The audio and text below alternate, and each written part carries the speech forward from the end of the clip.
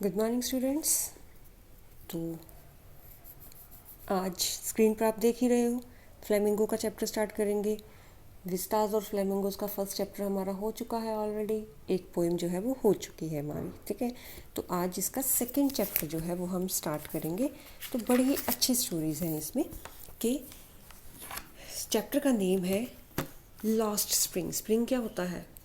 बसंत को वह कहते हैं, लेकिन जो है इसमें स्प्रिंग को जो है एक तरह से बताया है कि मौज मस्ती के टाइम जो है वो ख़त्म हो चुका है। देख सकते हैं कि साथ में इसमें क्या लिखा, इज ऑफ स्टोलन चाइल्डहुड, कि ऐसा बचपन कि जो खो गया है, जो उनसे चुरा लिया गया है, छीन लिया गया है, ठीक है।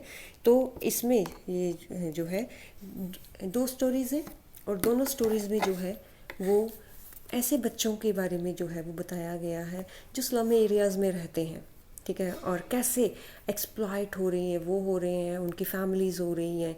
तो चिल्ड्रन की लाइफ जो है, देखा ना, these children to a life of exploitation, कि कैसे एक्सप्लॉइट होते हुए ही अपना बचपन जो है वो बिताते हैं और यंग लाइफ जो है वो भी ऐसे ही एक्सप्लॉइटेड होते हुए निकाल देते हैं।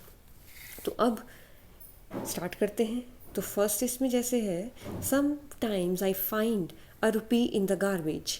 तो मेन इसकी हेडिंग है कि मैं कभी जो है गार्बेज मतलब कूड़े को खंगालते हुए मुझे कूड़े में से 1 रुपया मिल जाता है। तो ये फर्स्ट स्टोरी है। तो फर्स्ट स्टोरी जो है वो रैग पिकर्स की है। रैग पिकर्स मतलब कि जो देखा होगा ना आपने कि कूड़े के बड़े बड़े ढेर लगे होते हैं, तो बोरियां सी लेकर कुछ बच्चे या बड़े भी जो हैं वो उसमें कुछ ना कुछ ढूंढते रहते हैं, जो भी उन्हें वैल्यूएबल चीज़ मिल जाए, कुछ जैसे आयरन लोहा वगैरह मिल जाए, बॉटल्स मिल जाए, तो वो बेच देते हैं और क्या करते हैं, उसको थोड़ा सा बहुत जो है जैसे तैसे करके अपनी इनकम जो है वो थोड़ी बहुत वैसे बना लेते हैं। तो उनमें से ही एक स्टोरी जो है, ऐसे ही लोगों की एक स्टोरी है, ऐसे ही है। तो let's start. Why do you do this?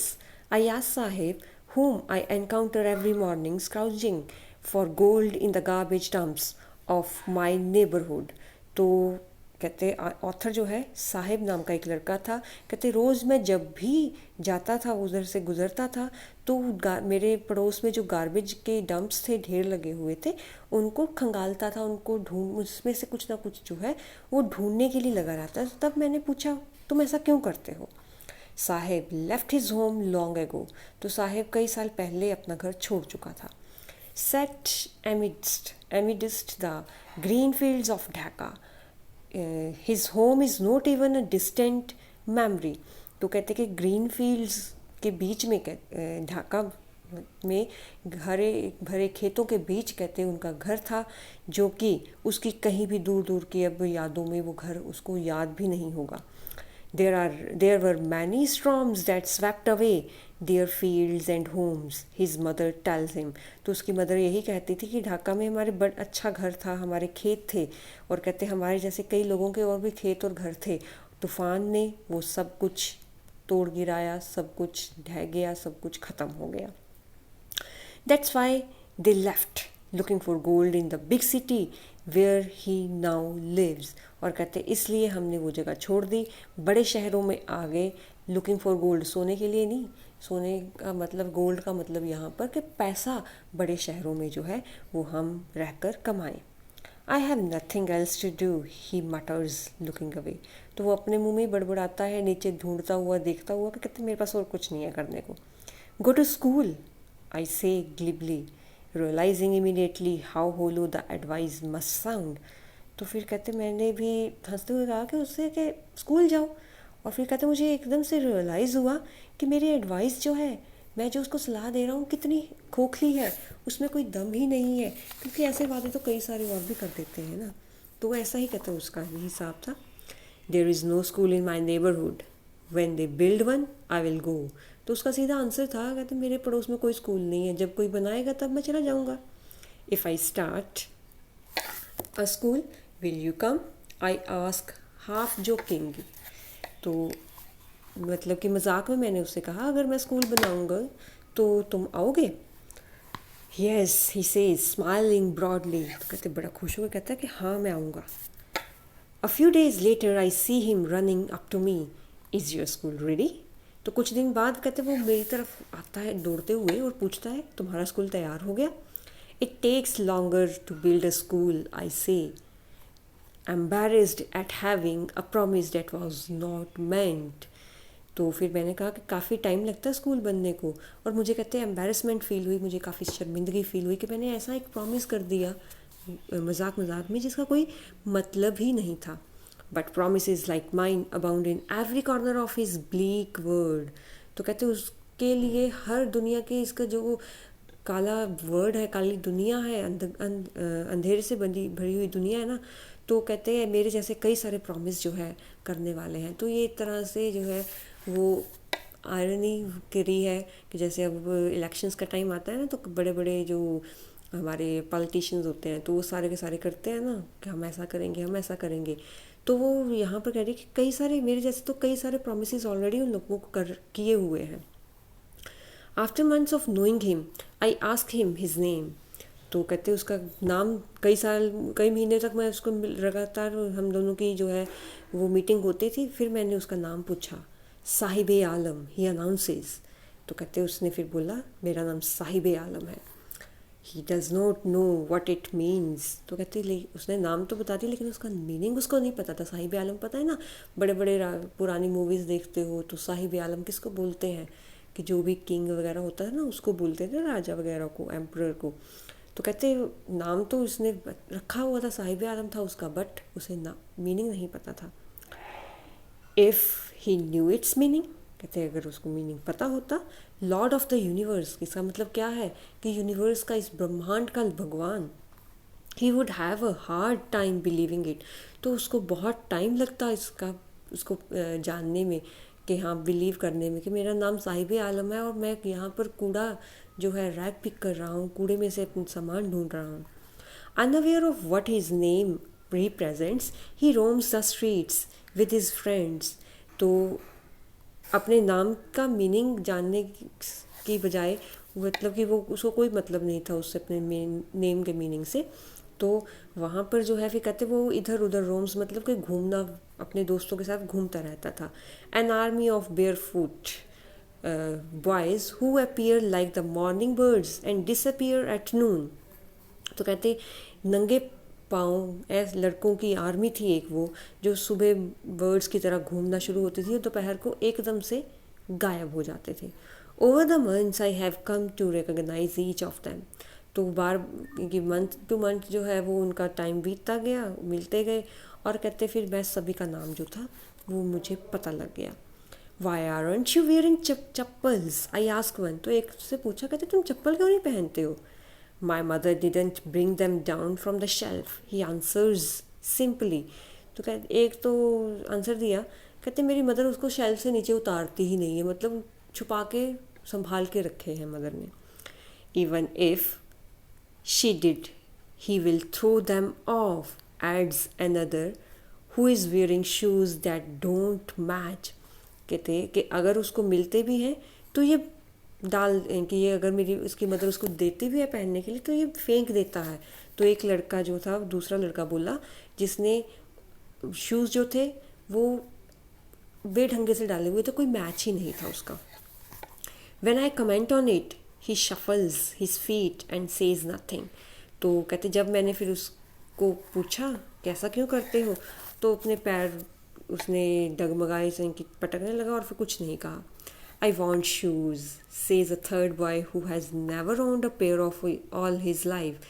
तो एक लड़का बोला मुझे शूज़ चाहिए, और बेचारा वो लड़का जिसके पास कभी एक पेयर शूज़ था ही नहीं. Traveling across the country, I have seen children walking barefoot in cities on village roads.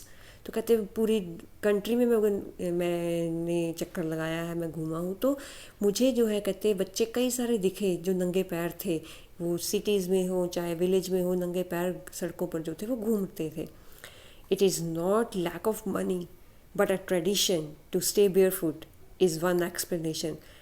इन्हीं एक्सप्लेनेशन में से जैसे अब दो तीन ने एक्सप्लेन किया, तो एक एक्सप्लेनेशन यही मुझे मिला कि नंगे पाँव घूमना ये नहीं है कि हमारे पास पैसे नहीं है, ये हमारा एक तरह का ट्रेडिशन है, हमारी ये एक तरह का कि फैमिली का वो है कि हाँ जी हमने ट्रेडिशन है, रिवाज है कि हमने नंगे पैर जो है वो घूमना है. I wonder if this is only an excuse to explain away perpetual state of poverty, perpetual मतलब कभी ख़त्म ना होने वाला। तो कहते क्या, ये मैं हैरान हो रही थी ये सोचकर कि क्या जो है ये एक एक्सक्यूज़ है, एक बहाना है इनकी पॉवर्टी जो कभी ख़त्म नहीं होगी उसको एक्सप्लेन करने का। I remember a story a man from Udupi once told me. तो मुझे कहते एक स्टोरी याद आई, उडुपी में एक आदमी ने मुझे सुनाई थी। As a young boy he would go to school past on an old temple where his father was a priest. तो कहते कि जब वो कहते मैं छोटा लड़का था, एक यंग बॉय था, तो मैं पास के स्कूल में जाता था जो कि साथ में जो एक पुराना मंदिर था वहाँ के उसके साथ ही था। उसके वहाँ मंदिर में जो है उसके फादर जो थे पुजारी थे। He would stop briefly at the temple and pray for a pair of shoes. तो कहते मैं थोड़ी देर के लिए उस मंदिर में रुकता था और मैं भगवान से प्रार्थना करता था कि मुझे शूज़ दे दो। 30 years later I visited his town and the temple which was now drowned in an air of dissolution। तो कहते 30 साल बाद मैं उस टाउन में भी गया और उस टेम्पल में भी गया, और अब जो है जस्ट वो क्या हो गया है, डिसोल्यूशन मतलब उजाड़ सा, मतलब कि हवा भी वहाँ पर अब जो है वो पहली वाली बात नहीं रही, इतनी फ्रेश नहीं थी, उजाड़ सा गाँव और मंदिर वो बन चुका था। In the backyard where lived the new priest there were red and white plastic chairs. तो कहते कि उसके मंदिर के बैक यार्ड में जो पीछे वाला आंगन था ना, वहाँ पर एक नया पुजारी था जिसने रेड और वाइट कलर के वहाँ पर प्लास्टिक की चेयर्स पड़ी थी। अ young boy dressed in a grey uniform wearing socks and shoes arrived painting and through his school bag on a folding bed. तो कहते कि एक छोटा लड़का जिसने स्कूल यूनिफॉर्म डाली थी ग्रे और शूज़ और सॉक्स भी थी, काफ़ी थका हारा सा, पेंटिंग मतलब कि गर्मियों में जैसे थके हार ही जाते हैं स्कूल से आते हुए, तो काफ़ी वो थका हारा हुआ सा जो है वो आता है, अपना स्कूल बैग जो है वो फेंकता है और बेड के ऊपर। Looking at the boy I remember the prayer another boy had made to the goddess when he had finally got a pair of shoes. तो कहते उस लड़के को देखकर जो है वो मुझे वो लड़का याद आ गया दूसरे वाला, जो कि भगवान को जो है प्रे करता था, प्रार्थना करता था कि मुझे शूज़ चाहिए, और फाइनली कहते कि आज लड़के ने शूज़ डाले हैं। Let me never lose them. कहते अब मैं उनको कभी नहीं छोड़ूंगा। The goddess had granted his prayer. आखिर भगवान ने उसकी प्रेयर सुन ली, मतलब कि पहले भी पुजारी का लड़का था उसके पास शूज़ नहीं थे, लेकिन आज के पुजारी के लड़के के पास शूज़ थे। But young boys like the son of the priest now wore shoes. तो कहते जो यंग लड़के हैं आज, जैसे पुजारी का बेटा है उसके पास अब शूज़ हैं, but many other like the rag pickers in my neighbourhood remain shoeless. लेकिन कहते और दूसरे जो कि रैग पिक करते हैं, जैसे कि मेरे पड़ोस में जो है रैग पिकर्स हैं, कूड़ा उठाने वाले हैं, वो आज भी शूज़लेस हैं, उनके पास आज भी शूज़ नहीं है। My acquaintance with the barefoot rag pickers leads me to Simapuri, a place on the periphery of Delhi, yet miles away from it, metaphorically. तो कहते अब मेरी जान पहचान हो चुकी थी उन नंगे पैर रैग पिकर्स के साथ, तो वो मुझे सीमापुरी लेके गए। मैं गई सीमापुरी। तो सीमापुरी कहाँ पर है? दिल्ली के बिल्कुल कॉर्नर पर, एक्सट्रीम कॉर्नर पर, कुछ ही मील की दूरी पर जो है, कहते वहाँ पर है। Those who lived here are squatters who came from Bangladesh back in 1971। तो कहते ये लोग कौन थे? एक तरह के हम बोल सकते हैं कि ये लोग वो भगोड़े बोल सकते हैं, या फिर जैसे बोलते हैं ना कि ये जो है घुसकर आए हैं हमारे घरों में, हमारे इनकी छुपते छुपाते जैसे तैसे करके ये हमारे यहाँ पर आए हैं।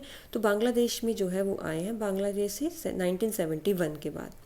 Sahibs family is among them. और साहिब की फैमिली उनमें से एक थी जो बांग्लादेशी थे, जो अब सीमापुरी में थे। Seemapuri was then a wilderness. उस टाइम तो बहुत फैली हुई थी सीमापुरी। इट स्टिल इज़, अभी भी है, but it is no longer empty. लेकिन अब खाली नहीं है, मतलब इतनी भर चुकी है, इतना ज़्यादा कंजस्टेड क्राउडी बन चुका है। In structures of mud with roofs of tin and tarpaulin, devoid of sewage, drainage or running water, live 10,000 rag pickers। तो कहते हैं कि स्ट्रक्चर ऑफ मड मतलब कि कीचड़ के उनके घर झोंपड़ियाँ बनी हुई थी, रूफ्स जो थी वो टिन की और टारपेलिन की थी, और कोई सीवेज वगैरह वहाँ पर नहीं था, ड्रेनेज सिस्टम, नालियाँ वगैरह नहीं थी जिससे पानी जो है वो बाहर जा सके। तो ऐसे ही घरों में 10,000 रैग पिकर्स रहते थे। They have lived here for more than 30 years without an identity, without permits, but with ration cards that get their names on voter lists and enable them to buy grain. तो कहते कि वो 30 साल से ज़्यादा इन घरों में जो है वो बिना किसी आइडेंटिटी के रह रहे हैं और बिना किसी परमिशन के रह रहे हैं। बस उनके पास क्या है, राशन कार्ड है, वोटर लिस्ट में उनका नाम है, जिससे क्या है कि वो घरों वहाँ के लिए दाने वगैरह जो है उनको मिल जाते हैं। Food is more important for survival than an identity. तो सिंपल सी बात है कि हमारी आइडेंटिटी जो है उसका कोई फ़र्क नहीं है, हमारे पास क्या होना चाहिए, फूड होना चाहिए खाने के लिए। If at the end of the day we can feed our families and go to bed without an aching stomach, we would rather live here than in the fields that gave us no grain. तो कहते कि अगर हम रात अपनी families को feed करते हैं, रात को हम बिना पेट दर्द के जाते हैं सोने के लिए, मतलब अपना पेट फुल होकर खाना खाकर जो है वो हम जाते हैं सोने के लिए, तो उन खेतों में रहने की बजाय जो हमें कुछ भी नहीं अनाज देते हैं, तो उन खेतों में रहने की बजाय हम यहाँ पर बड़े अच्छे से रह रहे हैं। Say a group of women in tattered saris when I asked them why they left their beautiful land of green fields and rivers. तो कहते एक साड़ी में लिपटी हुई लेडीज़ का एक ग्रुप था, तो उन्होंने मुझको ये जो है आंसर दिया जब मैंने उनको पूछा कि आपने अपने हरे भरे खेतों और रिवर्स अपने घरों को क्यों छोड़ दिया। तो उनका कहना यही था कि हमें यहाँ पर खाने के लिए मिल रहा है, वहाँ पर तो हमें कुछ भी नहीं मिलता। Wherever they find food, they pitch their tents, that become transit home. Transit मतलब temporary। तो कहते हैं जहाँ पर भी कहीं पर उनको खाना मिलता है तो वो अपने जो टेंट्स हैं वो लगा लेते हैं और उनका टेम्परेरी घर बन जाता है। Children grow up in them, becoming partners in survival. तो बच्चे बड़े होते हैं और हमारे पार्टनर्स बनते हैं हमारे सर्वाइव होने में। And survival in Seemapuri means rag picking. और सीमापुरी जैसे इलाके में अगर हम सर्वाइव कर रहे हैं तो मतलब हम उनमें से ही एक रैग पिकर्स हैं।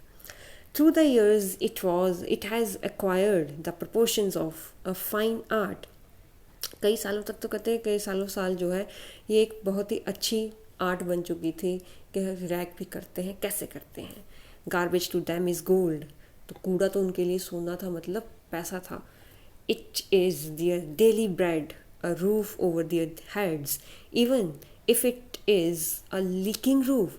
तो उनको वहीं पर जो है खाना भी मिल रहा था रोज़, सोने के लिए छत भी थी, रहने के लिए घर था, और चाहे वो घर जो है उसकी छत जो है वो लीक ही क्यों ना कर रही हो।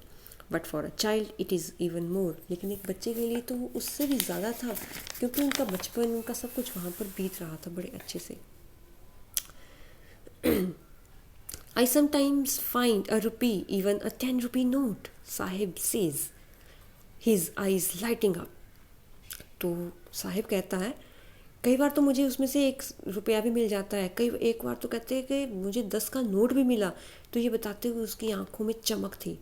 When you can find a silver coin in a heap of garbage, you don't stop scrounging.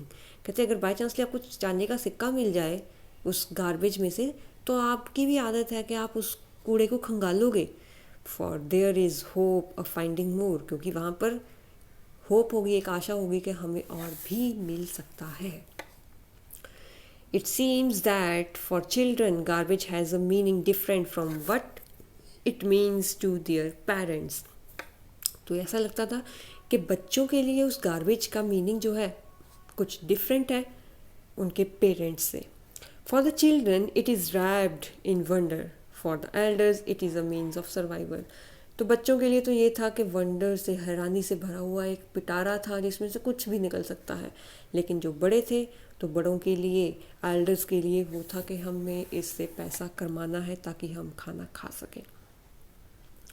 One winter morning, I see Sahib standing by the fenced gate of the neighborhood club, watching 2 young men dressed in white playing tennis. तो एक winter में morning थी, तो मैंने साहिब को देखा कि एक फेंसिंग गेट के सामने, के चार दीवारी से बनी हुई थी, फेंसिंग थी लगी हुई, तो गेट के सामने जो है, जो कि मेरे साथ के ही पड़ोस के क्लब के बाहर जो था वो गेट था, तो वहाँ पर वो जो है वो दो आदमियों को देख रहा था जिन्होंने वाइट ड्रेस पहनी हुई थी और टेनिस खेल रहे थे. I like the game, he hums content to watch it standing behind the fence. तो वो जो है कहता मुझे ये बहुत पसंद है गेम. तो वो जो है बड़े ही संतुष्टि के साथ उस गेम को, टेनिस को देख रहा था, और बड़े इनकी उस फेंसिंग के बाहर खड़े हो गए. I go inside when no one is around, he admits, the gatekeeper lets me use the swing. तो कहते कि जब कोई अंदर नहीं होता है ना, तब मैं कई बार जाता हूँ. तो कहते गेट कीपर जो है वो मुझे एक चक्कर लगाने देता है. Sahib two is wearing tennis shoes that look strange over his discoloured shirt and shorts. तो साहिब ने भी टेनिस शूज़ पहने हुए थे, लेकिन वो जो है उसके शॉर्ट्स और उसके शर्ट से बिल्कुल भी मैच नहीं कर रहे थे, अजीब सा रंग था. Someone gave them to me, he says in the manner of an explanation. तो जब मैंने उसके शूज़ देखे तो वो एक्सप्लेन करते हुए मुझे कहता है कि मुझे किसी ने ये जो है ये दिए हैं. The fact that they are discarded shoes of some rich boy who perhaps refused to wear them because of a hole in one of them does not bother him. तो कहते हैं फैक्ट था, सच्चाई ये थी कि वो जो है एक डिस्कार्डेड, मतलब वैसे आपके भी टूट जाते हैं तो आप डालते नहीं हो ना, तो कहते किसी अमीर बच्चे के वो शूज़ थे जिसने मना कर दिया था उन शूज़ को डालने से, क्योंकि उसमें एक शूज़ में जो था वो होल हो चुका था, छेद हो चुका था. लेकिन ये वो छेद साहिब को कोई चिंता नहीं थी उसकी. For one who has walked barefoot even shoes with a hole is a dream come true. तो एक ऐसा बच्चा, ऐसा बंदा जो नंगे पाँव घूमता है, तो अगर उसको शूज़ मिल जाए चाहे उसमें जो है छेद भी है, तो उसका लिए तो ऐसा है कि मुझे शूज़ मिल गए, मेरा सपना सच हो गया. But the game he is watching so intently is out of his reach. लेकिन जो गेम वो देख रहा था बड़े ही ध्यान से, दिल लगाकर, वो उसके पहुंच से बाहर थी. This morning Saheb is on his way to the milk booth. तो आज कहते वो मिल्क बूथ की तरफ साहिब जा रहा था. In his hand is a steel canister. तो स्टील का कैनिस्टर था उसके हाथ में. I now work in a tea stall down the road. कहते उस सड़क के नीचे जाके अब मैं टी स्टॉल में काम करता हूँ. He says pointing in the distance. तो दूर इशारा करते हुए कहता है, I am paid 800 rupees and all my meals. तो कहते मुझे खाना 800 रुपये भी मिलते हैं और मुझे खाना भी मिलता है. Does he like the job, I asked. तो मैंने उससे पूछा तुम्हें पसंद है ये job. His face I see has lost a carefree look. तो कहते जो मैंने पहले केयर फ्री लुक देखी थी जिसमें किसी कोई टेंशन नहीं थी, कोई चिंता नहीं थी, तो कहते आज वो लुक जो थी, आज वो मैं एक्सप्रेशन जो था वो मुझे नहीं दिख रहे थे. The steel canister seems heavier than the plastic bag he would carry so lightly over his shoulders. तो कहते कि आज मैं देख रहा था कि उसका जो हाथ में स्टील कनस्टर था, वो उसकी बोरी जिसमें गार्बेज भरा होता था, प्लास्टिक की बोरी, उससे कहीं ज़्यादा उसको वो हैवी लग रहा था. और जो है उसने अपने कंधे पर जो बोरी उठाई होती थी उससे ज़्यादा, काफ़ी ज़्यादा हैवी था. The bag was his. क्योंकि वो बैग उसका था, उससे जितने पैसे मिलने थे वो उसके थे सारे. The canister belongs to the man who owns the tea shop. लेकिन आज जो कनिस्टर जो है वो उठाकर घूम रहा है, वो किसी और का है, उस टी शॉप के मालिक का है. Saheb is no longer his own master. तो साहिब जो है आज अपनी मर्ज़ी का मालिक नहीं रहा है. अब वो किसी के नीचे काम करता है, किसी के अंडर काम करता है, जिससे उसकी लाइफ जो है एक तरह एंस्लेव्ड हो चुकी है, वो किसी का गुलाम बन चुका है. ठीक है ना. तभी तो कहते हैं हम कई लोगों से जो है हमारी ज़िंदगी काफ़ी अच्छी है, क्योंकि हमें एटलीस्ट डेली नीड्स की जो चीज़ें हैं वो मिल रही है. ठीक है ना. तो काफ़ी ज़्यादा टचिंग स्टोरी है ना ये. तो यहाँ पर ये हमारी स्टोरी जो है वो आज ख़त्म होती है. तो इसके क्वेश्चंस जो है वो नेक्स्ट लेक्चर में करेंगे. तब तक के लिए stay home, stay safe, take care of yourself and your family and study hard. ठीक है. So good day, have a nice day, bye bye.